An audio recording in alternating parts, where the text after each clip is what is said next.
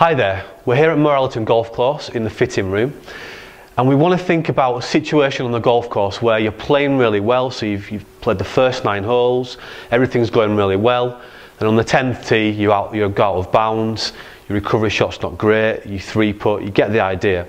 Your round quickly starts to spiral out of control.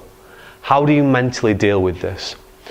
Well, quite interestingly, from the neuroscience research recently, where we can actually start to see inside the brain now, the best way to deal with these setbacks seems to be 2 key strategies.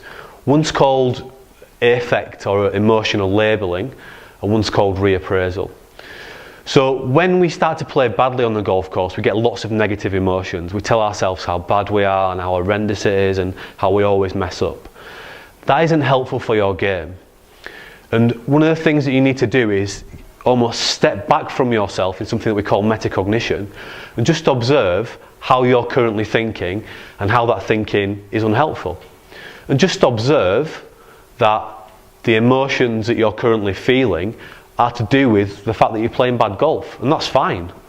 And actually you're being a little bit silly because it's not the end of the world, it's only a round of golf, and actually thinking in the way that you're thinking isn't going to necessarily help you to hit the next shot particularly well or play the next hole particularly well. So we've got to look at the emotions and almost label them in a different way. Don't try and suppress the negative emotions, step back and relabel them and have a think about them in a different way. The second thing that we need to be very conscious about on the golf course is making sure that we're not always blaming ourselves for the mistakes that we make. And this is what we call reappraisal. Sometimes on the golf course, the ball is in a bad position and we get a bad lie and we hit a bad shot because of that.